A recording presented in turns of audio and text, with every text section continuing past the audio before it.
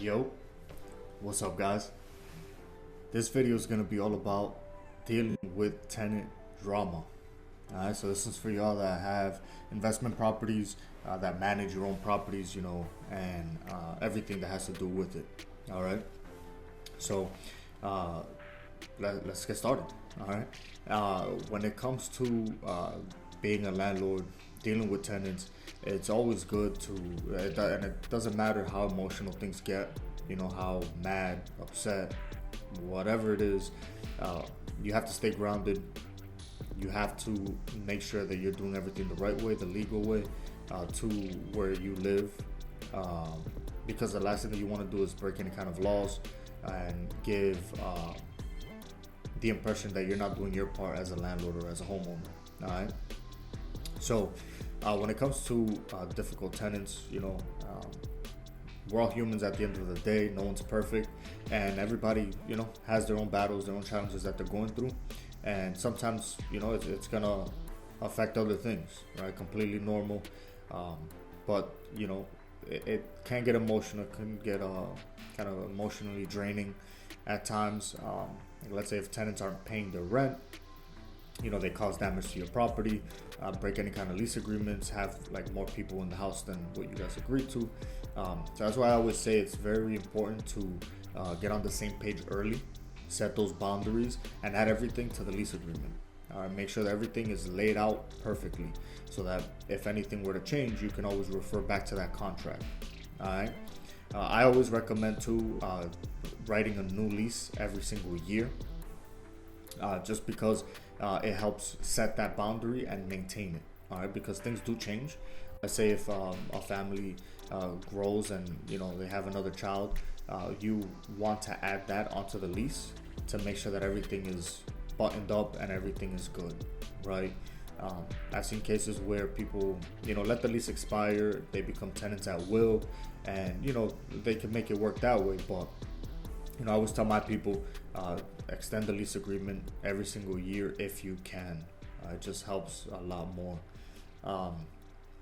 Part of all of that too is making sure any kind of damages that they do, who's taking care of that, who's repairing any kind of, either whether it's because of negligence, because of, say if somebody broke something, whatever the case may be, have every little detail broken down and written, so that again you can always refer back to it. And if worst case scenario you had to go to court or mitigation or whatever, then you can refer to that contract because they will honor it.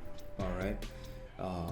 So again, guys, set those boundaries early, often, and have it written down and signed by everybody, all parties on that lease. Okay.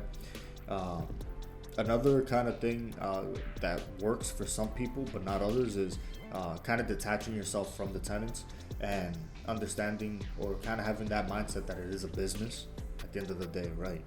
Now, I've had folks that became very close with their tenants, made it work, made it happen, and everything worked out perfectly fine, right?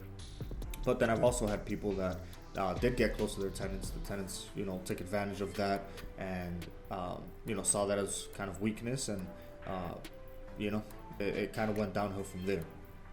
But on the flip side, I've also seen people that detach themselves from the tenants, and then things work out, or detach themselves from the tenants and things don't work out. So it's case by case. That's why setting those boundaries early is so important, because you could be good now or you could be bad now, and things could always change. All right. So effectively communicate, and find out how to resolve conflicts before they happen. All right. And focus on what you want to achieve when it comes to the property, right? Whether it's on the business side, whether you're helping people out, whether whatever it is that you set yourself out for with that home, and then bringing those tenants into that home, just focus on that, and it'll help keep those emotions in check, because it'll help you make the right decisions, right? For example, if you're under the impression that you set time to get that home rented out so you can cash flow and they're not paying your rent, At the end of the day, it doesn't align with your purpose. It doesn't align with why you have that property. So you'll be able to make the right decision based on that.